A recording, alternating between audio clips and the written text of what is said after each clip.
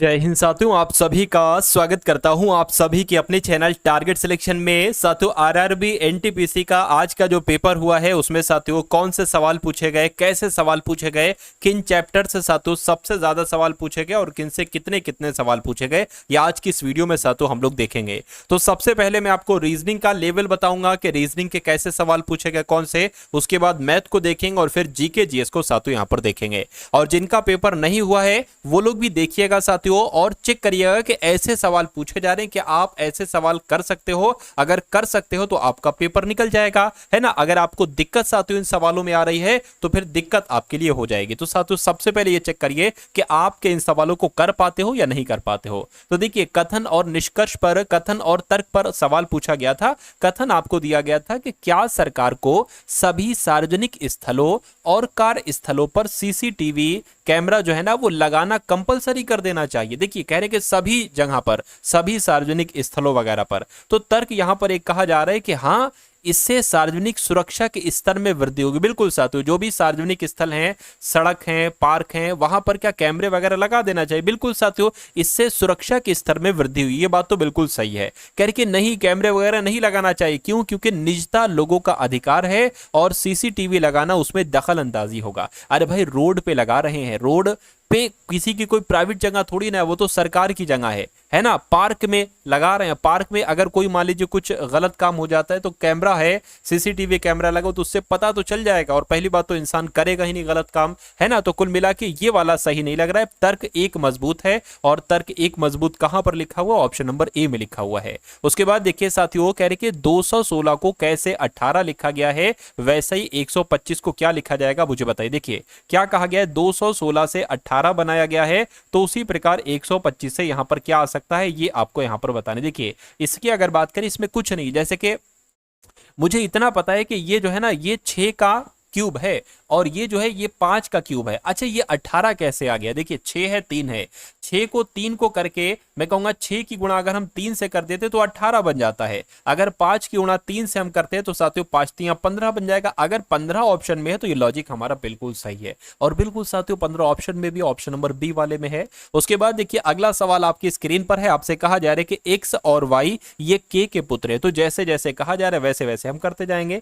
X ये हो गया, एक्स भी, और वाई जो है ना वाई भी, ये दोनों के पुत्र हैं। कहने कि एस के पिता एक्स हैं, है ना। अच्छा, एस के पिता यानी कि एस के पिता कौन हो जाएंगे साथ? तो एक्स हो जाएंगे। और कहने कि वाई का एस से क्या संबंध है? वाई का क्या कह रहे हैं? वाई का एस से क्या संबंध, यानी कि एस क्या कहेगा वाई को?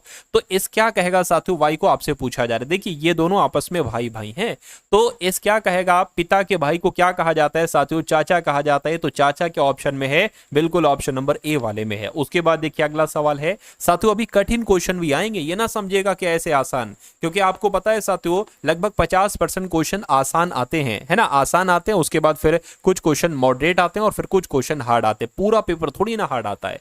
तो जो क्वेश्चन आसान थे वो आसान बता रहा हूं, आसान तरीके से पढ़ा रहा हूं। अभी कठिन आएंगे उनको भी देखिएगा, करिएगा। चलिए, तो अभी सवाल की अगर साथियों बात करें, देखिए डायरेक्शन के बारे में आपको मालूम होना चाहिए। सबसे पहले मैं आपको यहां पर एक चीज बता देता हूं। यहां पर दो शब्द हैं, दक्षिणावर्त और वामावर्त। अब जैसे कि मान लीजिए साथियों ये घड़ी है, ये 12 बज गया, ये 1, ये 2, ये 3, ये 4। अब अगर आपसे कहा जाए दक्षिणावर्त आप मुड़ना है तो आप कैसे मुड़ोगे? 1 2 3 4 ऐसे मुड़ोगे। लेकिन अगर आपसे कहा जाए वामावर्त मुड़िए तो आप कैसे मुड़ोगे? 3 2 1 12 आप ऐसे मुड़ोगे। बस इतनी सी बात आपको साथियों याद रखना है, बाकी सवाल में और कुछ नहीं है। देखिए करिए, एक व्यक्ति पूर्व में 20 मीटर चलता है, तो मान लीजिए अभी वो यहां पर है, अभी वो यहां पर है, 20 मीटर चलता है साथियों, ये बात आप लोग ध्यान रखेंगे। चलिए, तो जैसा जैसा कहा जा रहा है वैसा वैसा यहां पर हम लोग करते जाते हैं। तो पूर्व इधर है, 20 मीटर हमने इसको चला दिया। कह रहे कि 90 डिग्री दक्षिणावर्त मुड़ता है। अगर कोई इधर जा रहा है 90 डिग्री दक्षिणावर्त मुड़ेगा तो वो इधर मुड़ेगा, क्योंकि इसके बीच 90 का कोण बनेगा। तो वो इधर मुड़ जाएगा और 20 मीटर चलेगा, यहां पर चल के 20 मीटर चल गया, देखिए 90 का कोण बन गया। यानी कि फिर वहां से वो बाईं ओर मुड़ता है और 10 मीटर चलता है, बाईं ओर मुड़ गया और साथियों 10 मीटर हमने इसको चला दिया। ठीक है, कह रहे कि फिर वो 90 डिग्री वामावर्त मुड़ता है। वामावर्त की अगर हम बात करें तो देखिए अभी ऐसे मुड़ा था, अब वो कैसे कैसे मुड़ेगा, वामावर्त इधर के लिए मुड़ेगा, घड़ी की विपरीत दिशा में। और कितना चलता है, और 20 मीटर चलता है। करके प्रारंभिक बिंदु से वो कितनी दूरी पर है, यानी कि यहां से वो यहां तक कितनी दूरी पर है। देखिए ये दूरी 20 है और ये दूरी जब 10 है तो ये दूरी भी 10 होगी, यानी कि 20 और 10 कितना हो जाएगा, 30 मीटर हो जाएगा। तो वो अपने प्रारंभिक स्थिति से 30 मीटर पर होगा। लेकिन पूछा जा रहा है किस दिशा में है, वो यहां से है, इधर को है, तो किस दिशा में, कहूंगा पूर्व दिशा में है। पूर्व दिशा में है तो पूर्व आपके सवाल का बिल्कुल सही जवाब हो जाएगा। उसके बाद देखिए अगला क्वेश्चन कह रहे कि एक कूट भाषा में विशेष में, एक कूट भाषा विशेष में फॉर्मूला को क्या लिखा जाता है, URI, यानी कि FORMULA को लिखा जाता है URIQXIR। तो उसमें आपको बताने कि इसी लॉजिक के अकॉर्डिंग आपको बताना है BRITISH को क्या लिखा जा सकता है। देखिए सबसे पहले हमें प्लेस वैल्यू मालूम होना चाहिए, जैसे A 1 पर आता है, B 2 पर आता है, C 3 पर, Z 26 पर आता है। उसी प्रकार F की अगर बात करते हैं साथ, तो F यहाँ पर आपका 6 पर आता है, O 15 पर आता है, R 18 पर आता है, M 13 पर आता है, U 21 पर आता है, L 12 पर आता है और A 1 पर आता है। उसके अलावा अगर बात करते हैं साथियों U की, तो U 21 पर आता है, R 18 पर आता है, I 9 पर आता है, Q 17 पर आता है, X 24 पर आता है, I 9 पर आता है और R 18 पर आता है। तो अब यहां पर लॉजिक पहचानने की आप कोशिश करिए। अच्छा मुझे यहां पर एक चीज दिख रही है, जैसे कि ये 3 नंबर हैं, है ना, एक सेकेंड, ये 3 नंबर की अगर बात करें और साथ ऊपर के इधर के 3 नंबर की बात करें, ये 3 नंबर और ये 3 नंबर, इसमें कुछ लॉजिक आपको नजर नहीं आ रहा। देखिए 6 से ये 9 हो गया है, 3 बढ़ा दिया गया है, 15 से ये 18 हो गया है, 3 बढ़ा दिया गया, 18 से 21 हो गया, 3 बढ़ा दिया गया।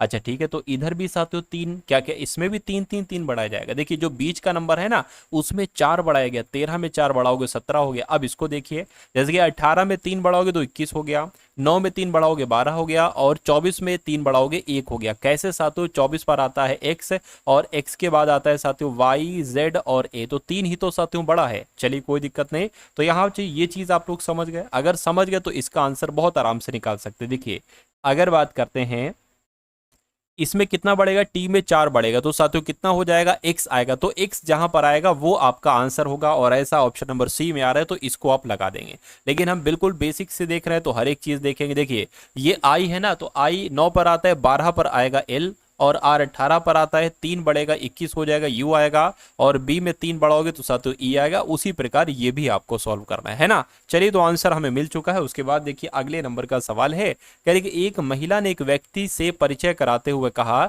इनकी पौत्री मेरे भाई की माँ है। देखिए मेरे भाई की माँ है, यानी कि उस महिला की माँ है ना। क्या कहा जा रहा है साथियों, महिला की जो माँ है ना साथियों, महिला की माँ उस व्यक्ति की पौत्री है ना, उस व्यक्ति की यानी कि पोती है। तो कुल मिला के बच्चे का बच्चा है, बेटे का, बेटे की बेटी है या बेटी की बेटी है ये। तो कुल मिला के उस व्यक्ति का उस महिला से क्या संबंध होगा, महिला क्या कहेगी साथू उस व्यक्ति को, तो महिला क्या कहेगी उस व्यक्ति को, ये आपसे पूछा जा रहा है। ठीक है ना, परदादा परनाना कहेगी। तो आपका राइट आंसर जो होगा वो डी हो जाएगा। थोड़ा सा ध्यान से समझेंगे तो ये ब्लड रिलेशन वाले क्वेश्चन आपको दिमाग लगाना पड़ता है, तब ये आपकी खुद समझ में आते हैं। उसके बाद देखिए साथियों कथन है और निष्कर्ष है। कथन क्या एक है यहाँ पर, देखिए जरा ध्यान से, है ना। कथन अगर बात करते, देखिए चलिए कोई दिक्कत नहीं, इसको अभी रहने दीजिए। कह रहे कि कुछ नारियल तेल है, तो अभी जितना कहा जाए उतना करते जाइए। कुछ नारियल तेल है तो मान लेते हैं साथियों ये आपके क्या हो गए, ये नारियल हो गए, है ना, ये नारियल हो गया, और इतने नारियल जो है ना, इतने नारियल साथियों तेल हो गए। उसके बाद कह रहे कि कुछ तेल कवि हैं, मान लीजिए इतने तेल क्या हो गए साथियों, इतने तेल ये आपके कवि हो गए। ठीक है, उसके बाद कह रहे कि कुछ कवि पत्रिकाएं हैं और कुछ कवि क्या कही गई हैं साथियों, पत्रिकाएं हैं। अब कुछ कवि तेल होते हैं, है ना। अब साथियों यहाँ पर अगर बात करें तो अब यहाँ से आपके सामने निष्कर्ष शुरू हुए हैं, है ना। निष्कर्ष जो है वो यहाँ से शुरू हुए, 2 निष्कर्ष आपको दिए गए हैं।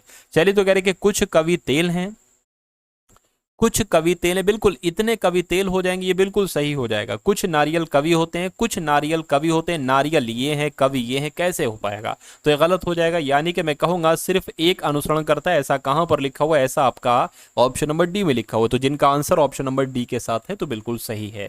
साथियों ये जो आपकी क्लास है ना, इससे आपको 100% फायदा मिलेगा आपकी आगामी शिफ्ट में।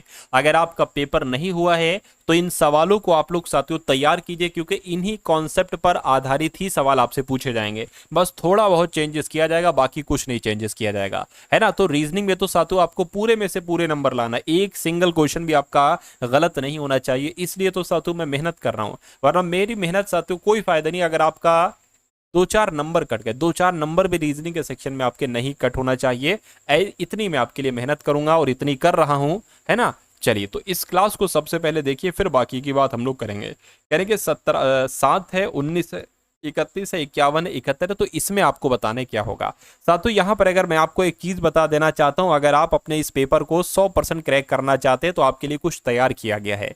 जैसा आपका पेपर है ना, जैसा आपका पेपर है साथियों, उस पर ही आधारित आपके लिए 10 मॉडल पेपर साथियों तैयार किए गए थे। अगर आपने ये मॉडल पेपर नहीं लिए हैं तो ले लीजिएगा, क्योंकि जिनका पेपर हो चुका है उन्होंने लिया था, उनको बहुत फायदा साथियों मिला है। उसके अलावा दूसरी पीडीएफ आपको दी जा रही है पीवाईक्यू के एनटीपीसी में जितने प्रीवियस ईयर क्वेश्चन पेपर हैं, यानी कि जो भी शिफ्ट हैं उनका सोल्यूशन आपके लिए तैयार किया गया था, तो उसकी एक पीडीएफ बनाई गई है। और तीसरी पीडीएफ साथियों 10 सवाल आपसे पूछे जा रहे हैं करंट अफेयर के, तो ये करंट अफेयर के इंपॉर्टेंट कुछ क्वेश्चंस मैंने लिए हैं, तैयार करवाए हैं, इनको देख लेंगे तो आपके करंट अफेयर इसमें से पूरी की पूरी आ जाएगी। तो ये पीडीएफ आपको सिर्फ और सिर्फ साथियों 45 रुपीज में दी जा रही है। डिस्क्रिप्शन में लिंक है एनटीपीसी एग्जाम पीडीएफ का, वहां से जाकर आप इस पीडीएफ को ले लीजिएगा। और आपके एग्जाम में जितना भी समय है, मैं कहूंगा एक बार अच्छे से सरसरी निगाहों से साथियों देख लीजिएगा इन तीनों पीडीएफ को। मेरा मानना है कि पेपर आपका इससे बाहर नहीं जाएगा, क्योंकि इसमें इतने इंपॉर्टेंट क्वेश्चन मैंने साथियों समाहित करवा दिए हैं कि उससे बाहर एग्जामिनर की औकात नहीं कि उससे बाहर सवाल साथियों आपसे पूछ ले। हर एक कॉन्सेप्ट मैथ का हो, रीजनिंग का हो, सब कुछ साथियों इसमें कंप्लीट है, सब कुछ सॉल्यूशन के साथ है। और अच्छी बात यह है कि हर क्वेश्चन के नीचे उसका सॉल्यूशन है, ताकि आपको उस क्वेश्चन को तैयार करने में ज्यादा समय ना लगे। सेकंडों का काम है साथियों क्वेश्चन को तैयार करना।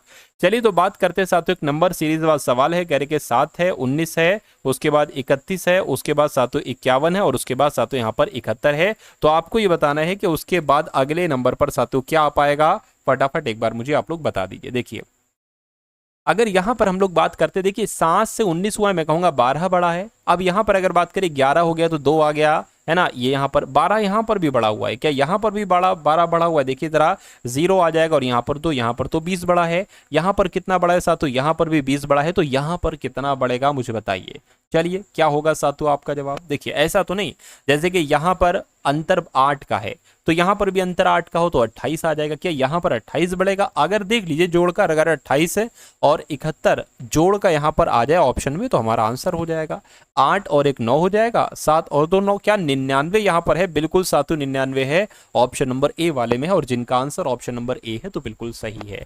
अब उसके बाद देखिए अगला सवाल आपकी स्क्रीन पर है, आपसे क्या कहा जा रहा है साथियों, देखिए और बताइए राइट आंसर आपका क्या होगा। कह रहे कि एक टैक्सी चालक सुबह सूर्य की दिशा की ओर टैक्सी चलाता है। सूर्य, बहुत ध्यान रखिएगा साथियों, देखिए अगर बात करते हैं सूर्य किधर निकलता है, सूर्य पूरब में निकलता है। अगर वो यहां पर है तो वो इधर को ही तो चलेगा साथियों। टैक्सी सुबह सूर्य की दिशा की ओर टैक्सी चलाता है, कुछ समय बाद वो दाहिनी ओर मुड़ता है, तो इसको हमने दाहिने यानी कि सीधे हाथ पर मुड़ा दिया।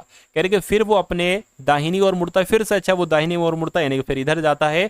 अब टैक्सी चालक किस दिशा में जा रहा है, और तो अब इस दिशा में जा रहा है। ये पूर्व दिशा होती है, और ये साथियों पश्चिम दिशा होती है, ये दक्षिण होती है, ये उत्तर होती है। तो अब पश्चिम दिशा में जा रहा है, तो पश्चिम कहां पर लिखा हुआ है, ऑप्शन नंबर ए में लिखा हुआ है। तो जिनका आंसर ऑप्शन नंबर ए के साथ है, मैं कहूंगा आंसर आपका बिल्कुल करेक्ट हो जाएगा भाई। बहुत बढ़िया, वेरी गुड क्लास। साथियों अगर क्लास को अभी भी आपने लाइक नहीं किया है तो रिक्वेस्ट आपसे करता हूं वीडियो को लाइक कर दीजिए। चैनल पर अगर आप लोग नए हैं तो चैनल को साथियों तुरंत आप लोग सब्सक्राइब कर लीजिए, क्योंकि अब आपका पेपर हो सकता हो कुछ दिन बाद हो, या कभी भी कल परसों नरसों कभी भी हो सकता है। तो आपके लिए एनालिसिस साथियों तैयार किया जाएगा, है ना। हर एक शिफ्ट का एनालिसिस तैयार किया जाएगा, हर एक दिन का। अगर आप वाकई में इन वीडियोस को अच्छे तरीके से देख लेते हैं तो मेरा मानना है कि पेपर अब इससे बाहर नहीं जाएगा, क्योंकि अब पूरे एनालिसिस के आधार पर ये क्वेश्चंस आपके लिए तैयार किए जा रहे हैं। चलिए तो साथियों इसलिए चैनल पर नए हैं तो सब्सक्राइब कर दीजिए, और डेली जितनी वीडियोस मैं डालूं हर एक वीडियो के हर एक क्वेश्चन का जवाब आपके मनोमस्तिष्क में स्टोर होना चाहिए, अगर आप वाकई में इस एग्जाम को क्रैक करना चाहते हैं। चलिए तो बात करते हैं कि निम्न आकृतियों के विकल्पों में से कौन सी आकृति निम्न वर्णित के बीच संबंध को दर्शाती है, यानी कि सिलचर, असम और भारत। देखिए हमें इतना तो पता है कि भारत देश के अंदर ये राज्य है असम, यानी कि ये असम हो गया, और असम के में एक जगह है सिलचर, तो ये साथियों सिलचर हो गया। तो कुछ ऐसा आरेख बनेगा, और ऐसा कहां पर बना हुआ है, ऐसा आपका ऑप्शन नंबर डी में बना हुआ है। उसके बाद देखिए साथियों नंबर सीरीज के सवालों की बौछार थी, समझ लीजिए आज की एग्जाम में। देखिए डेढ़ है, फिर 5 आ गया, उसके बाद 10.5 आ गया, ये क्या चल रहा है। उसके बाद आपको बताना है अगला नंबर क्या होगा, और उसके बाद 27.5 यहाँ पर आना चाहिए। तो यहाँ पर आखिर क्या लॉजिक लगा है साथियों, मुझे भी अभी नहीं पता है, लेकिन मैं कोशिश करता हूँ यहाँ पर बताने की। देखिए अगर यहाँ पर हम लोग बात करें कितना बड़ा है, यहाँ पर 3.5 बड़ा है, तो 3.5 यहाँ पर बड़ा है, और यहाँ पर तो फिर एकदम कितना बढ़ा दिया साथियों, यहाँ पर भी वही यहाँ पर 5.5 बढ़ाया, यानी कि पहले 3.5 बढ़ाया, फिर 5.5 बढ़ाया, तो अब कितना बढ़ाएंगे। देखिए दो का फर्क है यहाँ पर, 3.5 से 5.5 फिर 7.5 होना चाहिए। तो अगर 10.5 में 7.5 हम करते हैं तो हमें 18 मिलता है। अगर 18 में अब देखिए क्या बढ़ा है, अब यहाँ पर 9.5 बढ़ाना चाहिए। अगर 9.5 बढ़ाया 18 में और अगर 27 आ गया तो 100% हमारा आंसर यही हो जाएगा, है ना। 18 और 9 कितना होता है साथियों, 27 होता है। 27 और 0.5 27.5, बिल्कुल साथियों 18 ही यहाँ पर आएगा, और 18 हमें मिल भी रहा है, ऑप्शन नंबर डी वाले में मिल रहा है। उसके बाद देखिए अगला सवाल साथियों, ब्लड रिलेशन वाला सवाल कहा जा रहा है कि क्यू जो है ना ये सी का बेटा। देखिए जैसे जैसे कैसा कहता जाए वैसे वैसे आप करते जाइए। क्यू जो है वो सी का बेटा है, तो साथियों सी का बेटा हमने यहाँ पर बना लिया क्यू, ठीक है। कह रहे कि जिसने ए से विवाह किया। देखिए जिसने जो होता है ना ये दूसरे वाले के लिए कहा जाता है, क्यू पहला वाला है, सी दूसरा वाला है, यानी कि सी के लिए कहा जा रहा है। यानी कि ए से विवाह किया है किसने, सी ने। तो ए से विवाह किया है साथियों सी ने, पति पत्नी हो गए, डबल लाइन, इसका मतलब पति पत्नी है। चलिए तो क्यू सी का बेटा है, ठीक है, और जिसने ए से विवाह किया, अभी हमें पता नहीं है पति कौन है पत्नी कौन सा, लेकिन ये पता है ये पुत्र है ना। कह रहे यदि क्यू की बेटी एम है, क्यू की बेटी कौन है साथियों, एम है, ये महिला है, ठीक है। कह रहे तो एम का ए से क्या रिश्ता है, यानी कि ए क्या कहेगा एम को, ए क्या कहेगा एम को। देखिए ये मान लीजिए कुछ भी, ये इसका बच्चा है ना, बेटे की बेटी है, बेटे की बेटी है ना साथियों, तो क्या कहलाई जाएगी, बेटे की बेटी है तो उसको तो पोती कहा जाएगा साथियों। पोती आपका यहाँ पर बिल्कुल सही और सटीक जवाब हो जाएगा, और जिनका आंसर ऑप्शन नंबर ए था तो बिल्कुल सही था। उसके बाद देखिए एक और सवाल है, कह रहे कि एक महिला का परिचय कराते हुए एक आदमी ने कहा। एक आदमी क्या कह रहा है, एक आदमी कह रहा है एक महिला का परिचय कराते हुए आदमी ने कहा है कि इनके पति यानी कि इनके पति, ठीक है भैया, इनके पति जो है ना मेरे दादा के, यानी कि इनके दादा के इकलौते बेटे। अब इस आदमी के दादा का इकलौता बेटा कौन होगा, इनके पिताजी ही तो होंगे। इनके पिताजी के इकलौते बेटे, यानी कि इनके पिताजी के इकलौते बेटे, यानी कि अपनी खुद की बात कर रहे हैं। यानी कि इस महिला का जो पति है, कहने कि मैं खुद हूं, इस महिला का जो पति है मैं खुद हूं। तो कहने के महिला का उस आदमी के साथ क्या संबंध है, महिला का उस आदमी के साथ क्या संबंध होगा, पत्नी का ही तो संबंध होगा। और पत्नी कहां पर लिखा हुआ है, पत्नी आपका ऑप्शन नंबर डी में लिखा हुआ है। उसके बाद देखिए साथियों अगला सवाल आपकी स्क्रीन पर है, कहने के तर्क यहां पर आपको दिया गया है ना। तो यहाँ पर तो हाँ ये उत्पादकता स्तर को हर जगह बढ़ाने में मदद करता है। हाँ अमेरिका और ब्रिटेन जैसे कई पश्चिमी। तो यहाँ पर तो साथियों कथन तो आपका ही नहीं है ना, कथन नहीं है, तो इसलिए इस सवाल को स्किप कर देना होगा, क्योंकि ये सवाल आधा है, अधूरा है ना। चलिए कोई दिक्कत नहीं। अब उसके बाद अगर हम लोग बात करें इस सवाल की, तो इस सवाल को देखिए साथियों, और आप लोग मुझे बताइए आपका सही जवाब यहाँ पर क्या हो सकता है। बड़ा सवाल है तो हो सकता हो बड़ा सोल्यूशन हो। कहने कि राजा उत्तर, पहले मैं आपको दिशाएं बता देता हूं साथियों। मान लीजिए आप यहाँ पर हैं, ये आपका साथियों क्या हो जाएगा, ये आपका उत्तर हो जाएगा, ये आपका उत्तर हो गया, और ये आपका पूर्व हो गया, ये आपका पश्चिम हो गया, और ये आपका दक्षिण हो गया। अगर आपसे कहा जाए उत्तर पूर्व में जाइए तो आप इस तरफ जाएंगे, इस तरफ ध्यान रखिए, इस तरफ जाएंगे। चलिए तो अब हम लोग बढ़ते हैं सवाल की तरफ। कह के राजा उत्तर पूर्व दिशा में 10 मीटर की दूरी तय करता है। सबसे पहले वो किधर जाता है, उत्तर पूर्व में 10 मीटर की दूरी तय करता है। तो मान लेते हैं साथियों अभी वो यहाँ पर है ना, 10 मीटर इधर जाता है उत्तर पूर्व, यही तो होगा उत्तर पूर्व भाई साहब, ऐसे तिरछा जाएगा सीधा नहीं जाएगा। तो कह रहे कि फिर वो पश्चिम दिशा की ओर जाता है, ठीक है कोई दिक्कत नहीं है, पश्चिम दिशा की ओर जाता है। थोड़ा सा बीच बना लेते इसको साथियों, क्या पता कहां से क्या आ जाए। तो पहले वो साथियों 10 इस तरफ जाता है ना। चलिए 10 इधर चला गया। फिर क्या कहा जा रहा है कि फिर पश्चिम दिशा की ओर चलकर 22 मीटर चलता है। अच्छा पश्चिम दिशा तो इधर होगी, यानी कि इधर हमने इसको क्या चला दिया, 22 मीटर चला दिया। कहने कि वहां से वो दक्षिण पश्चिम की दिशा की ओर 10 मीटर चलता है। अब दक्षिण ये हो गया, पश्चिम ये हो गया, यानी कि इस तरफ जाएगा, यानी कि वो ऐसे जाएगा, और कितना जाएगा साथियों 10 मीटर तक जाएगा। कह रहे कि फिर वो 5 मीटर दूरी पूरब की ओर जाता है, यानी कि पूरब की इधर जाएगा। तो इधर ही तो साथियों 5 मीटर जाएगा, ठीक है 5 इधर हमने चला दिया। कह रहे कि वहां से वो दक्षिण पश्चिम की ओर 3 मीटर चलता है, दक्षिण पश्चिम यानी कि इस तरफ, यानी कि ऐसे वो चलेगा। कितना चला है साथियों, यहाँ पर एक तरीके से बात करें तो 3 चला है ना, 5 ये है 3 ये है। चलिए कोई दिक्कत नहीं है। इसको मैं एक काम करता हूँ, इसको ऊपर लिख देता हूँ यहाँ पर। 5 ये हो गया और आपका साथियों 3 यहाँ पर ये चल जाएगा। 3 मीटर चलता है करके फिर वो 5 मीटर की दूरी तक पूर्व जाता है, यानी कि अब वो किधर मुड़ गया, अब वो इधर मुड़ गया और 5 मीटर तक चलता है। ठीक है, चलिए कोई दिक्कत नहीं, जैसा जैसा कह रहे वैसा करना पड़ेगा। कहने के फिर उत्तर पूर्व की ओर 3 मीटर चलता है। उत्तर पूर्व किधर होगा भैया, उत्तर पूर्व जो होगा ना वो इधर होगा। 3 चलेगा तो 3 यहाँ पर अब वो आ जाएगा, है ना, यहाँ पर आ गया। और कह रहे हैं कि और उस स्थान पर रुकता है वो अपने प्रारंभिक स्थान से कितनी दूरी पर है। यानी कि आपसे पूछा जा रहा है कि ये दूरी कितनी है। क्या आपसे पूछा जा रहा है, आपसे पूछा जा रहा है, एक सेकेंड, कि ये दूरी जो होगी साथियों ये दूरी कितनी होगी। ये दूरी है सीधी, है ना, बनाने में दिक्कत आ गई। अब देखिए यहां पर अगर बात करें तो सबसे बड़ी चीज यहां पर साथियों क्या है ना, ये दूरी आपको कुल मिला के बताना है। चलिए देखिए ये दूरी टोटल 22 है। तो जब ये दूरी टोटल 22 है तो यहां से लेकर यहां तक भी दूरी 22 होगी, 22 होगी ना, है ना। अब देखिए 5 आप ये चल गए और 5 आप ये चल गए, मान लीजिए तो 5 5 10 तो चल गए, टोटल दूरी 12 है। तो जातियों कितनी बची, सॉरी टोटल दूरी 22 है, आप 10 चल चुके हैं, यानी कि 12 मीटर की ये दूरी होगी। तो 12 मीटर क्या कहीं ऑप्शन में है, बिल्कुल ऑप्शन में, ऑप्शन नंबर बी वाले में है। तो जो लोग भी यहाँ पर ऑप्शन नंबर बी के साथ है, मैं कहूँगा आंसर आपका बिल्कुल सही है। अब उसके बाद देखिए अगले नंबर का सवाल आपकी स्क्रीन पर है। क्या यहाँ पर साथियों लिखा हुआ है, देखिए और बताइए राइट आंसर क्या है। कह रहे कि कथन है और निष्कर्ष है। कथन आपके सामने है और निष्कर्ष आपके सामने है। कथन में आपसे कहा जा रहा है कि हर गीत संगीत है। ठीक है भैया, कोई दिक्कत नहीं है। मान लीजिए साथियों ये आपका गीत हो गया और हर गीत जो है ना, हर गीत जो है साथियों ये संगीत हो जाएगा। ये हम बना लेते हैं साथियों, संगीत वाला इधर है पोर्शन। कह रहे कि कोई भी ध्वनि संगीत नहीं है, कोई भी ध्वनि की अगर बात करें तो कोई भी ध्वनि संगीत नहीं है। ठीक है,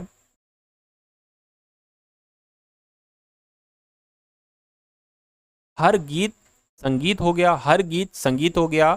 कोई भी ध्वनि, तो ध्वनि अलग बन जाएगी, है ना, ध्वनि को ये हमने अलग बना लिया। कोई भी ध्वनि संगीत नहीं है। अब निष्कर्ष को पढ़िए और मुझे बताइए कौन सा निष्कर्ष सही कौन सा गलत। कह रहे कि कुछ गीत ध्वनि है। कुछ गीत ध्वनि कैसे, जब कोई संगीत ध्वनि नहीं हो सकता, कोई ध्वनि संगीत नहीं हो सकती, तो कोई गीत ध्वनि कैसे हो सकता है मेरे भाई, ये गलत हो जाएगा। कोई भी ध्वनि गीत है, कोई भी ध्वनि, कोई भी ध्वनि गीत है नहीं भैया, कोई भी ध्वनि गीत नहीं है, तो ये भी आपका गलत हो जाएगा। यानी कि ना तो निष्कर्ष 1 और ना ही निष्कर्ष 2 अनुसरण करता है, ऐसा ऑप्शन नंबर डी में लिखा हुआ था। उसके बाद देखिए अगला सवाल आपकी स्क्रीन पर है। आपसे क्या कहा जा रहा है देखिएगा और मुझे बताइएगा आपका जवाब क्या होगा। कह रहे कि रवि ने स्कूल जाने के लिए बस किस समय पकड़ी, यह सवाल आपसे पूछा जा रहा है ना। आपको ये बताना है कि इस लाइन का, यानी कि देखिए 2 चीजें, पहला और दूसरा, क्या दोनों को मिलाकर आप सवाल का जवाब दे सकते हैं, या सिर्फ पहले वाले की मदद से आप सवाल का जवाब दे सकते हैं, या दूसरे वाले की मदद से सवाल का जवाब दे सकते हैं, या किसी की मदद से भी सवाल का जवाब नहीं दे सकते हैं। ऐसे करके सवाल पूछा गया है। तो मुझे बताइए रवि किस समय स्कूल बस के लिए किस समय पकड़ी। रवि ने स्कूल जाने के लिए बस किस समय पकड़ी। रवि से रोजाना सुबह 8:25 की बस छूट गई। अच्छा, रोजाना वाली सुबह, यानी कि जो 8:25 पर डेली बस आती है ना वो छूट गई। एक बस हर 10 मिनट पर आती है, ठीक है ना, एक बस हर 10 मिनट पर आती है। ठीक है, कोई दिक्कत नहीं है। तो उसके बाद कह रहे हैं कि रवि सुबह 8:55 की बस नहीं पकड़ी। अच्छा, नहीं पकड़ी और उसके बाद भी कोई बस नहीं पकड़ पाया था। अच्छा, उसके बाद भी कोई नहीं पकड़ पाया था। पहले वाले कथन को हम पढ़कर हमें जानकारी मिल रही कि भैया 8:25 की बस छूट गई और 10 मिनट बाद बस आती है, यानी कि उसने 8:35 वाली बस पकड़ी होगी। लेकिन जैसे ही हमने निष्कर्ष 2 पढ़ा, यहाँ पर कह रहे कि रवि सुबह 8:55 वाली बस भी नहीं पकड़ पाया, यानी कि जो 8:35 पर बस आई थी वो भी नहीं पकड़ पाया, 8:45 वाली भी बस नहीं पकड़ पाया, और 8:55 वाली भी बस नहीं पकड़ पाया, और उसके बाद भी कोई भी बस नहीं पकड़ पाया। तो इन दोनों कथनों को पढ़कर हम जवाब नहीं दे सकते कि रवि ने स्कूल जाने के लिए बस किस समय पकड़ी। तो ऐसा कहीं ऑप्शन में लिखा हुआ है। दोनों कथन 1 और 2 में दी गई जानकारी कुल मिलाकर इस प्रश्न का उत्तर देने के लिए पर्याप्त नहीं है। ये आपका आंसर हो जाएगा, है ना। और जिनका भी साथों आंसर ऑप्शन नंबर बी के साथ था तो बिल्कुल सही हो जाएगा। तो साथों अब आपके सामने यहाँ पर मैथ के क्वेश्चन स्टार्ट हो चुके हैं। मैथ के क्वेश्चन देख लीजिए, फिर उसके बाद देख लेंगे करंट अफेयर के कैसे सवाल पूछे गए, जीके के साथियों कैसे सवाल पूछे गए। चलिए तो यहाँ पर मैथ के सवाल देखिए। कह रहे कि एक दूध वाला 20% का लाभ कमाता है। अगर वो दूध की मूल मात्रा में 10% पानी मिलाता है तो उसके लाभ का प्रतिशत साथियों क्या होगा, है ना। देखिए इसमें आप एक सूत्र का इस्तेमाल करेंगे, वही वाला सिंपल वाला x प्लस वाई और x गुणा y अपॉन 100, इस सूत्र का इस्तेमाल करेंगे। दूध वाला 20% का लाभ कमाता है तो साथियों 20% का लाभ कमाया, x ये हो गया, y ये हो गया, और वो दूध की मात्रा में 10% पानी मिलाता है, तो यहाँ पर अगर बात करें तो साथियों 10% पानी मिलाता है, यानी कि लाभ ही कर रहा होगा, वो लाभ ही पा रहा होगा। 20 गुणा साथियों 10 हो जाएगा और 100 नीचे आ जाएगा, इन दो जीरो से ये दो जीरो कैंसिल हो जाएंगे, 20 और 10 30 हो जाएगा, प्लस आपका 2 यानी कि 32% साथियों आपका आंसर आ जाएगा, जो कि कहाँ पर है, जो कि आपका ऑप्शन नंबर डी वाले में है। अब उसके बाद देखिए साथियों अगले नंबर का सवाल आपकी स्क्रीन पर है, इस सवाल को देखिए और बताइए सही जवाब क्या। देखिए ये लिखा हुआ 21वें नंबर का सवाल है, ये कह रहे हैं कि 1/1 गुणा तो प्लस, है ना, उसके बाद लिखा हुआ, इसको एक काम करते हैं, इसको सही तरीके से लिखें क्या साथियों हम लोग, देखिए 1 बटा क्या आ जाएगा, 2 एकम 2, ठीक है, प्लस आपका क्या आ गया 1/6 आ गया, ठीक है, उसके बाद 1/3 चौक 12 आ गया, है ना। इतनी बात साथियों आपको समझ में आ गई, चलिए कोई दिक्कत नहीं है। या एक काम करिए साथियों, यहाँ से तो और आसान हमारे लिए हो जाता है ना, यहाँ से हमारे लिए आसान क्या होता है, मैं आपको सबसे पहले करके दिखाता हूँ। 1/2 प्लस 1/2 गुणा 3 और प्लस 1/3 गुणा 4, ये ऐसे ऐसे चलता रहता है, और 1/49 गुणा 50। कभी भी आप ऐसी चीज देखें कि 1/1 गुणा 2, 2 गुणा 3, ये तो नंबर है, सीरियल वाइज नंबर है, फिर 3 गुणा 4 ऐसे ऐसे करते, फिर इसके बाद क्या आएगा, इसके बाद आएगा 4 गुणा 5, फिर 5 गुणा 6, ऐसे करके आएगा। तो अगर कभी भी ऐसी कंडीशन हो तो आपको साथियों क्या करना है, आपको हमेशा करना होगा, ये देखिए आपकी यहां पर अगर बात करें, सबसे अंतिम वाला आपको ले लेना होगा, सबसे अंतिम वाला आप ले लेंगे। क्या लिखा हुआ है साथियों, 1/50 यहां पर लिखा हुआ है, तो 1 साथियों क्या आ जाएगा, 1/50 आ जाएगा। ये इधर वाला लिया है तो इधर वाला भी हम लेंगे, 1/1 लिखा हुआ है तो 1/1 यहां पर लिख लेंगे और दोनों को डिफरेंस करा लेंगे, प्लस लगा होगा तो। अब इसको जरा आप लोग कैलकुलेट करिए, 50 से कम 50 हो जाएगा, -1 हो जाएगा, बटे 50 हो जाएगा, बराबर क्या आ जाएगा, 49/50 आ जाएगा। अब इस 49/50 को आपको कैलकुलेट करना होगा, है ना। देखिए अब यहां पर जीरो बढ़ाएंगे तो पहले तो हम पॉइंट बढ़ाएंगे, पॉइंट बढ़ा के हम जीरो बढ़ा लेंगे। अब इससे ये कैंसिल हो जाएगा, 5 एकम 5, 5 नीम आपका 45 हो गया, 4 जाएगा, पॉइंट लगा, जीरो बढ़ेगा, 40 हो जाएगा, 5 अट्ठे 40 हो जाएगा, यानी कि इस पूरे को कैलकुलेट करके 0.98 आया। और 0.98 कहां पर लिखा हुआ है, ऑप्शन नंबर ए में लिखा हुआ है। तो जिनका आंसर ऑप्शन नंबर ए के साथ है तो उनका आंसर बिल्कुल सही है। अब उसके बाद देखिए कह रहे कि एक समकोण प्रिज्म जिसकी पार्श्व पृष्ठ का क्षेत्रफल 143 वर्ग सेंटीमीटर है और तल की ऊंचाई, तल की परिधि 13 सेंटीमीटर है, तो उसकी ऊंचाई बताइए। देखिए एक सूत्र होता है प्रिज्म का पार्श्व पृष्ठीय क्षेत्रफल, है ना। अगर बात करें, मैं लिख देता हूं साथियों, आप लोग याद रखेंगे, प्रिज्म का, है ना, प्रिज्म का पार्श्व क्या साथियों, प्रिज्म की अगर बात करें, प्रिज्म का पार्श्व पृष्ठीय क्षेत्रफल, है ना, इसका सूत्र क्या होता है मैं आपको बता देता हूं। देखिए आधार का परिमाप यहां पर आता है, आधार का परिमाप यहां पर आता है, आधार का परिमाप और गुणा यहां पर ऊंचाई आ जाएगा, गुणा आपका हाइट आ जाएगा। तो कितना बताया गया है, प्रिज्म का पार्श्व पृष्ठीय क्षेत्रफल 143 वर्ग सेंटीमीटर बताया गया है, बराबर आधार का परिमाप की अगर बात करें और ऊंचाई की अगर बात करें, परिमाप यानी कि परिधि, तो परिधि कितनी दे रखी है साथियों, 13 दे रखी है, गुणा ऊंचाई है। तो इसको कैलकुलेट आप लोग करा लीजिए, यानी कि h बराबर क्या हो जाएगा, 143 बटे यहाँ पर 13 हो जाएगा। तो 13 एकम 13, 13 एकम 13, यानी कि ऊंचाई कितनी आ गई आज साथियों, आपके सामने 11 सेंटीमीटर की ऊंचाई आ गई। तो ऐसा कहां पर लिखा हुआ है, ऐसा आपका ऑप्शन नंबर डी में लिखा हुआ। तो जिनका आंसर ऑप्शन नंबर डी के साथ है तो बिल्कुल सही है। उसके बाद देखिए कह रहे कि एक थैले में 305 रुपए की राशि है, जो कि साथियों 4:5:7 के अनुपात में 25 पैसे, है ना, 10 पैसे और 50 पैसे के सिक्के हैं। यानी कि इनका कहने का मतलब साथियों ये है कि जो 25 पैसे के सिक्के हैं वो 4 के अनुपात में होंगे, और 10 पैसे के सिक्के 5 के अनुपात में, और फिर 50 पैसे के सिक्के 7 के अनुपात में होंगे। तो कह रहे हैं कि प्रत्येक प्रकार के सिक्कों की संख्या मुझे बताइए क्या होगी। देखिए अगर आपके सामने कभी भी ऐसा सवाल आ जाए तो आपको क्या करना है, आपके अगर बात करें, सबसे पहले आपके सामने क्या लिखा हुआ है साथियों, 4x लिखा है, ठीक है, आपने 4x लिख लिया। अब 25 पैसे हैं, 25 पैसे को आप कैसे लिखेंगे साथियों, 25/100, क्या लिखेंगे साथियों, 25/100 लिखेंगे, है ना। 25/100 हो गया। उसके बाद प्लस लगाएंगे, अब 5 लिखा है तो 5x लिखेंगे, और यहाँ पर क्या लिखेंगे 10/100 लिखेंगे, 10/100 आ गया, है ना। अब यहाँ पर क्या आ जाएगा, प्लस आ जाएगा। उसके बाद ये 7x लिखेंगे, 7x गुणा 50/100 लिखेंगे। इतना आप कर लेंगे ना, तो इतना करने के बाद साथियों ये पता टोटल कितने रुपए हो जाएंगे, ये 305 रुपए हो जाएंगे। तो यहाँ पर 305 रुपए आ जाएगा, ठीक है। अब इसको आप कैलकुलेट कर लीजिए। देखिए 25 से कम 25, 25 चौक 100, 4 से ये 4 कैंसिल हो जाएगा, बचेगा सिर्फ और सिर्फ x है। उसके बाद इस 0 से ये 0 कैंसिल हो जाएगा, 5 से साथियों कैंसिल होगा 2, यानी कि x बटे यहाँ पर आ जाएगा 2। और यहाँ पर अगर बात करें 50 से कम 50, 50 दूना 100, ये साढ़े कितना हो जाएगा साथियों, ये आपका 7x/2, और बराबर कितना चल रहा है साथियों, 305 चल रहा है। ये बात क्लियर है। अब उसके बाद अब साथियों यहाँ पर देखिए ये तो आपका x आ जाएगा। इसकी अगर बात करते हैं, नीचे आपका 2 है ना, तो ये सिर्फ आपका 2 आ जाएगा, और 7x और x ये जुड़ जाएगा, यानी कि ये 8x हो जाएगा, और बराबर कितना है साथियों, 305 है। अब इसके बाद अगर बात करें 2x हो जाएगा, 2x से गुणा करेंगे 2x हो जाएगा, और ये 8x यानी कि 10x हो गया। 10x बटे आपका 2 बराबर क्या हो जाएगा, 305 हो जाएगा। 2 की गुणा 305 से होगी तो एक काम करिए, 610 हो जाएगा। कितना हो गया साथियों, ये आपका पूरा जो होगा ना कितना हो जाएगा साथियों, 610 हो जाएगा, है ना। इस 0 से आपका ये 0 कैंसिल होगा, या 10 से कैंसिल करेंगे 0 हो जाएंगे, यानी कि कुल मिला के x बराबर आपके सामने 61 आ जाएगा।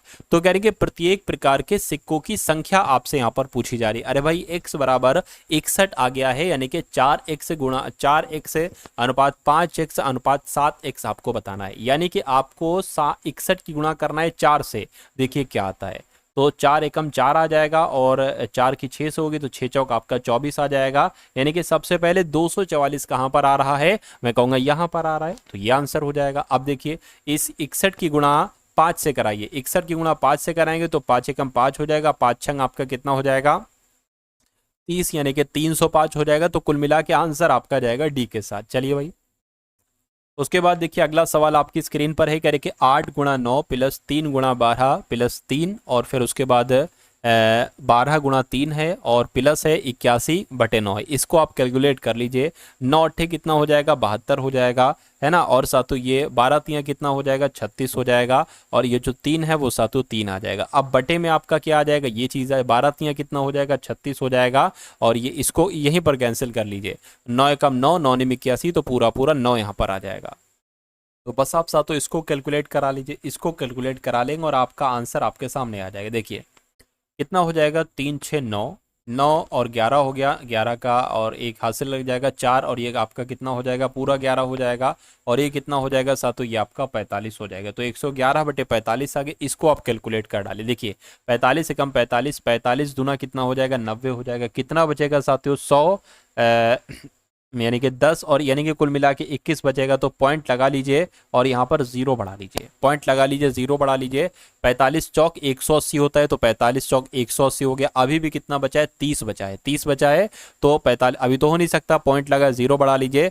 45 की किससे गुणा करें कि 300 के आसपास आ जाए, तो साथियों अगर 45 की गुणा 6 से करते हैं, देखिए कितना आएगा, 6 पंजे 30 हो गया, 6 चौक 24, है ना, 24 और 3 कितना आ जाएगा, लगभग लगभग इतना आ जाएगा। यानी कि 2.4 करके कहां पर आ रहा है, 2.4 करके सिर्फ और सिर्फ ऑप्शन नंबर डी में आ रहा है। तो ये क्या होगा, यही आपका आंसर हो जाएगा। उसके बाद देखिए अगला सवाल आपकी स्क्रीन पर है, देखिए और बताइए। बस 2-4 और सवाल बचे, फिर हम लोग करंट अफेयर के और जीके जीएस के सवालों को देख लेंगे, है ना। चलिए साथियों, यानी कि 10,000 रुपए के मूलधन पर 12% प्रतिवर्ष के हिसाब से 6 महीने की अवधि के लिए कुल रकम ज्ञात करें जो त्रैमासिक रूप से संयोजित हुई है। यानी कि त्रैमासिक रूप से, है ना। तो कुल मिला के कभी भी अगर 6 महीने की अवधि की बात की जाए और त्रैमासिक रूप से संयोजित की गई है, तो साथियों यहाँ पर आपको दर कितनी दी गई है, दर आपको दी गई है 12% की। लेकिन त्रैमासिक की अगर बात करें तो साथियों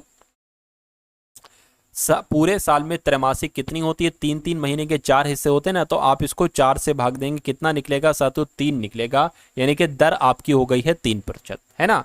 और अगर बात करते 6 महीने का समय है, त्रैमासिक की अगर बात करें तो कितनी त्रैमासिक आएंगी, 2 त्रैमासिक आएंगी। यानी कि साथियों वर्ष की अगर बात करें तो 2 आपका यहाँ पर आ जाएगा, यानी कि टी की जगह पर आप 2 लिखेंगे। और मूलधन की अगर बात करें, मूलधन कितना है साथियों, 10,000 रुपये मूलधन है।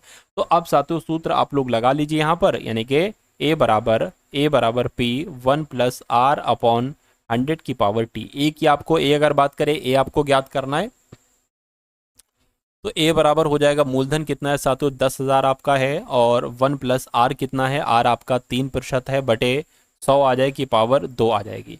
इसको कट करोगे तो ये कितना आ जाएगा साथियों 103, 100 कम 100 और प्लस 3 यानी कि 103 बटे 100 आ गया, और फिर से साथियों 103 बटे 100 आ गया, और यहाँ पर क्या आ जाएगा साथियों 10,000 आपका यहाँ पर आ जाएगा। देखिए 4 जीरो से ये 4 जीरो कैंसिल हो जाएंगे, ए बराबर कितना आ जाएगा 103, 103 की आप गुणा करा दीजिए।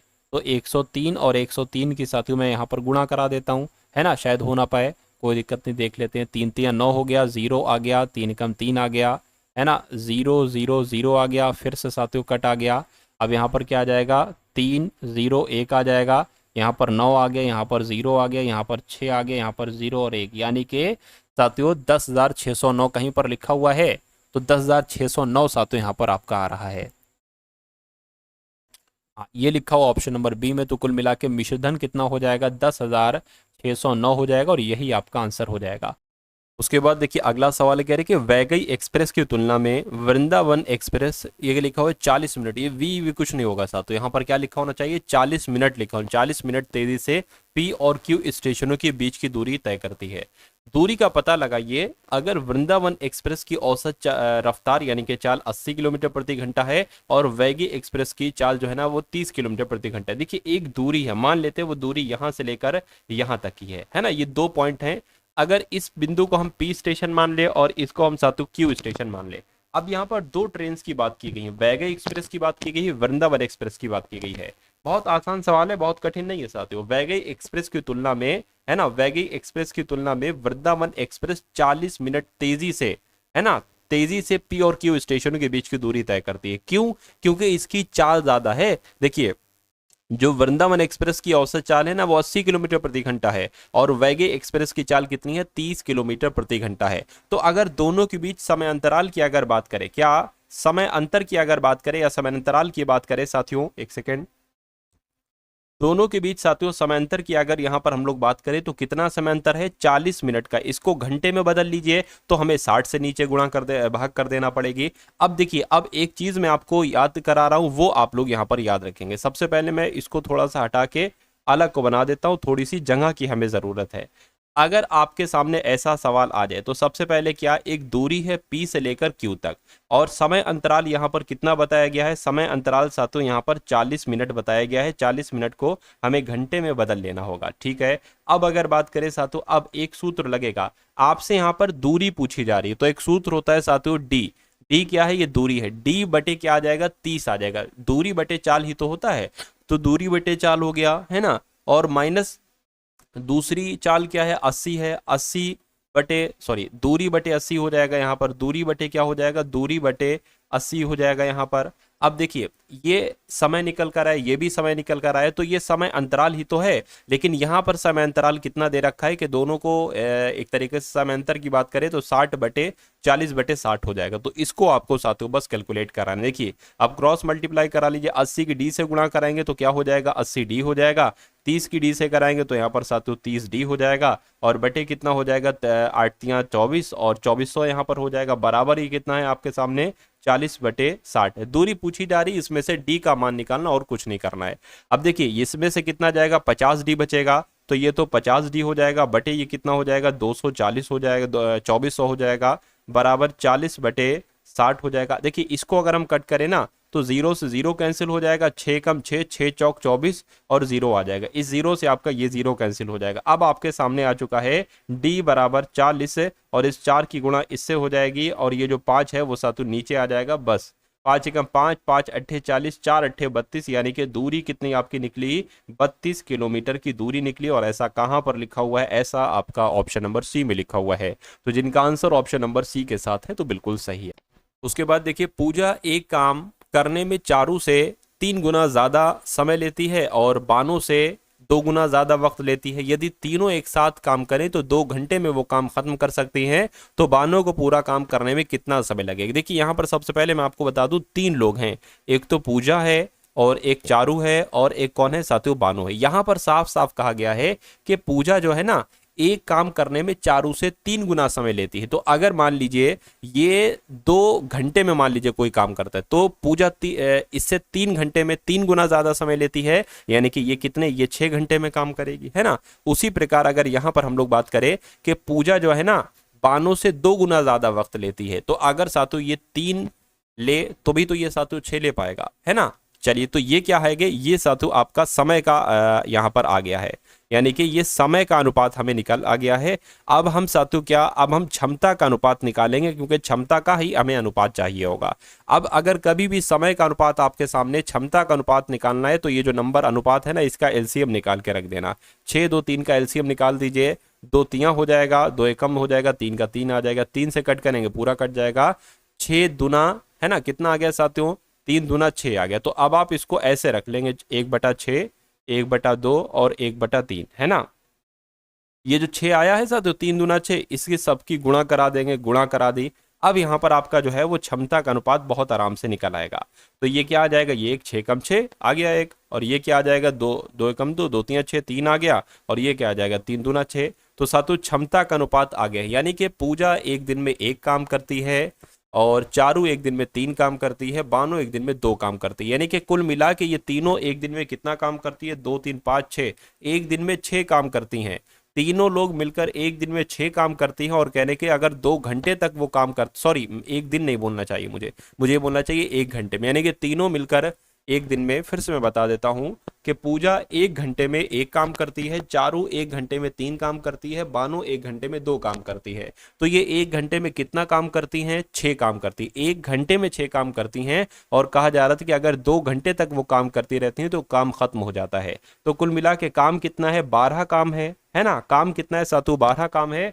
तो कह रहे कि बानो को पूरा काम करने में कितना समय लगेगा, पूरा काम कितना है, 12 है, बानो कितना काम करती है, 1 घंटे में 2 काम करती है, तो मेरे हिसाब से तो ये 6 घंटे लेगी साथियों उस काम को पूरा कंप्लीट करने में। तो 6 घंटे कहां पर लिखा हुआ है, 6 घंटे ऑप्शन नंबर सी में लिखा हुआ है। तो जिनका आंसर ऑप्शन नंबर सी के साथ है तो बिल्कुल सही हो जाएगा। उसके बाद देखिए अब यहां पर साथियों जो आपके करंट अफेयर के सवाल है उनको देख लीजिए। कह रहे कि हाल ही में कौन यूएस हाउस ऑफ रिप्रेजेंटेटिव के स्पीकर बने हैं, तो माइक जॉनसन इनका नाम है, और यही साथियों यूएस हाउस ऑफ रिप्रेजेंटेटिव के स्पीकर बने हैं। उसके बाद देखिए साथियों यानी कि कौन 2023 में दुनिया का छठा सबसे बड़ा कपड़ा और परिधान निर्यातक देश बना, तो मैं कहूंगा अपना देश भारत बना। आंसर आपका बी होगा।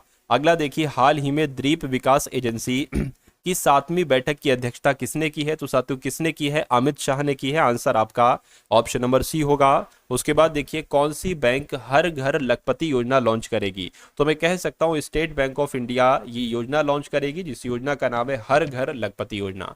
उसके बाद देखिए किस राज्य सरकार ने सावित्री बाई फुले की जयंती को महिला शिक्षक दिवस के रूप में मनाया है, तो क्या आपका जवाब होगा, मैं कहूंगा तेलंगाना आपके जवाब हो जाएगा। यानी कि तेलंगाना राज्य सरकार ने सावित्री बाई फुले की जयंती को महिला शिक्षक दिवस के रूप में मनाया है। उसके बाद देखिए किस राज्य में हाथियों की संख्या बढ़कर 5828 हो गई है, तो आपका जवाब साथियों क्या होगा, असम आपका जवाब हो जाएगा। यानी कि असम राज्य में हाथियों की संख्या बढ़कर 5828 हो चुकी है। उसके बाद देखिए कह रहे कि डॉक्टर राजगोपाल चिदम्बरम का भी हाल फिलहाल में निधन हुआ है, वो कौन थे, तो वो एक परमाणु वैज्ञानिक थे साथियों। कौन थे, परमाणु वैज्ञानिक थे वो एक। उसके बाद देखिए कह रहे कि जारी यूनिसेफ की रिपोर्ट के अनुसार किस देश के 90 लाख बच्चे मानव निर्मित और प्राकृतिक आपदाओं के कारण स्कूल नहीं जा पा रहे हैं, तो क्या आपका जवाब होगा, इथियोपिया आपका जवाब हो जाएगा। राइट आंसर आपका जाएगा बी के साथ। उसके बाद देखिए कह रहे कि केंद्रीय कपड़ा मंत्री गिरिराज सिंह ने किस राज्य में भारतीय हथकरघा प्रौद्योगिकी संस्थान के नवनिर्मित भवन का उद्घाटन किया है, तो यहां पर पश्चिम बंगाल आपका जवाब हो जाएगा। यानी कि केंद्रीय कपड़ा मंत्री गिरिराज सिंह ने पश्चिम बंगाल में भारतीय हथकरघा प्रौद्योगिकी संस्थान के नवनिर्मित भवन का उद्घाटन किया है। उसके बाद देखिए साथियों अगला है कह रहे कि संयुक्त राष्ट्र सुरक्षा परिषद में अस्थायी सदस्य के रूप में शामिल हुआ है, तो कौन सा देश शामिल हुआ है, मैं कहूंगा पाकिस्तान देश शामिल हुआ है। पाकिस्तान आपका आंसर हो जाएगा। उसके बाद देखिए कह रहे कि उत्तर प्रदेश अधीनस्थ सेवा चयन आयोग यानी कि यूपी 80 का अध्यक्ष साथियों किसको नियुक्त किया गया? अभी हाल फिलहाल में डॉक्टर सत्यनारायण साबत को यूपी 80 का अध्यक्ष नियुक्त किया गया, यानी कि उत्तर प्रदेश अधीनस्थ सेवा चयन आयोग का अध्यक्ष डॉक्टर सत्यनारायण साबत को नियुक्त किया गया। कह रहे कि एसोचैम के महासचिव किसको नियुक्त किया गया है? तो मनीष सिंघल की अगर बात करें, मनीष सिंघल इनका नाम है और ये एसोचैम के महासचिव बने हैं। उसके बाद देखिए कह रहे कि किसने राजस्थान के कोटा में सुपोषित मां अभियान के तीसरे चरण का शुभारंभ किया है? तो यहां पर अगर बात करते हैं ओम बिड़ला की, तो ओम बिड़ला के द्वारा ही राजस्थान के कोटा में सुपोषित मां अभियान के तीसरे चरण का शुभारंभ किया गया है। ये आप लोग साथियों याद रखेंगे। चलिए उसके बाद देखिए कह रहे कि प्रधानमंत्री मोदी ने कहां ग्रामीण भारत महोत्सव 2025 का उद्घाटन किया है? तो कहां पर किया है? इन्होंने नई दिल्ली में साथियों, है ना, ग्रामीण भारत महोत्सव 2025 का उद्घाटन किया है नई दिल्ली में। किसने किया है? प्रधानमंत्री नरेंद्र मोदी जी के द्वारा किया गया है। करके कौन आईसीएमआर राष्ट्रीय पोषण संस्थान की नई प्रमुख बनी है? तो इनका नाम भारती कुलकर्णी है और भारती कुलकर्णी ही आईसीएमआर राष्ट्रीय पोषण संस्थान की नई प्रमुख बनी है। अगला देखिए साथियों आपके सामने है, करके तेंजिंग यांकी किस राज्य की पहली महिला आईपीएस बनी है? तो ये पता साथियों अरुणाचल प्रदेश की पहली महिला आईपीएस बनी है। इनका नाम है तेंजिंग यांकी और अरुणाचल प्रदेश की आईपीएस बनी है ना, ये आप लोग याद रखेंगे। चलिए पहली महिला आईपीएस बनी है।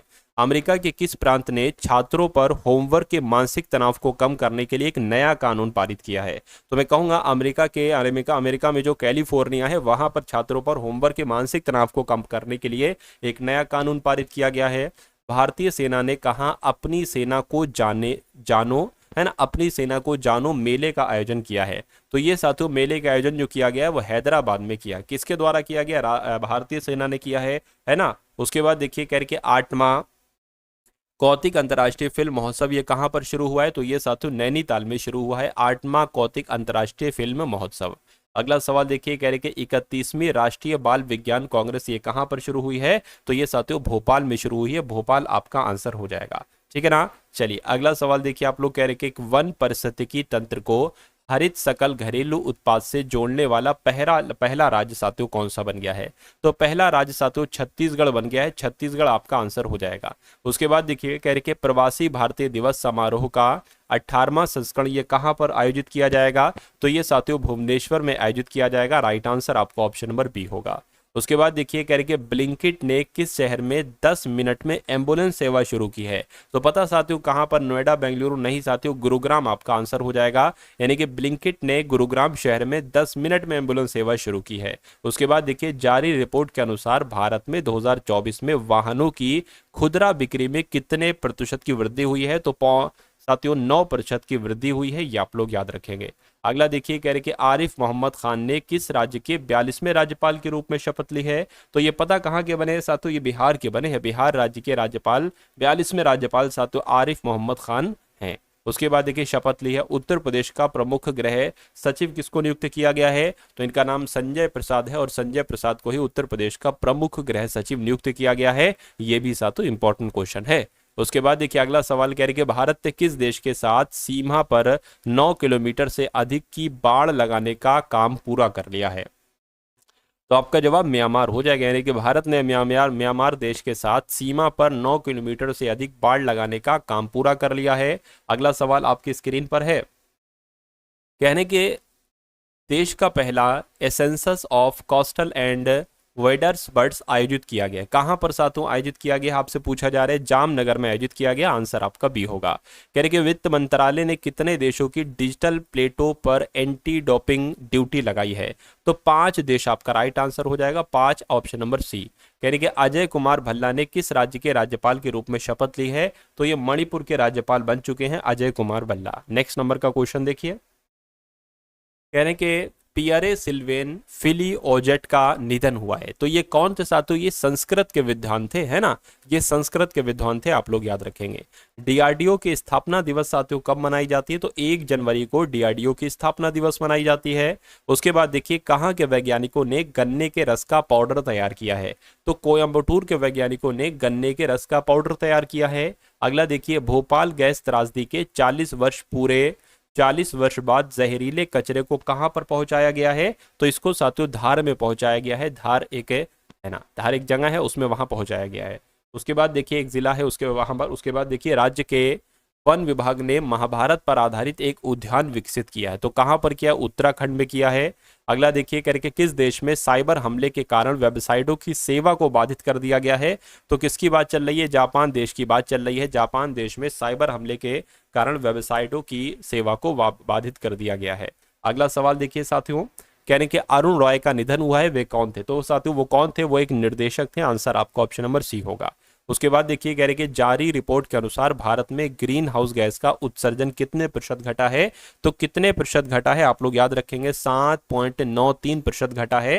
राइट आंसर आपका जो जाएगा वो ऑप्शन नंबर बी हो जाएगा भाई। बहुत बढ़िया, वेरी गुड क्लास। तो कैसी लगी साथों आपको ये सारी क्वेश्चंस? एक बार कमेंट सेक्शन में आप लोग जरूर बताइएगा। उसके अलावा साथों मैं आपको बता देना चाहता हूं कि अगर अभी तक आपने एनटीपीसी एग्जाम की पीडीएफ नहीं ली है तो आप लोग बहुत बड़ी चीज साथियों मिस कर रहे हैं, क्योंकि इस पीडीएफ की अगर बात करें जिनका भी पेपर हो चुका है उनके बहुत सारे क्वेश्चन साथियों डिक्टो इस पीडीएफ से देखने को मिले हैं। इसमें आपको 3 चीजें दी जा रही हैं, 3 पीडीएफ दी जा रही है। पहला साथियों, जैसा आपका पेपर पूछा गया हूबहू उसी लेवल पर, उसी पैटर्न पर आधारित साथियों 10 मॉडल पेपर का सोल्यूशन आपको दिया जा रहा है। उसके अलावा आपको प्रीवियस ईयर यानी कि जो भी एनटीपीसी की पिछली शिफ्ट हो चुकी है वो शिफ्ट आपको सोल्यूशन के साथ दी जा रही, क्योंकि वहां से कई सारे क्वेश्चन एग्जामिनर निकालता है।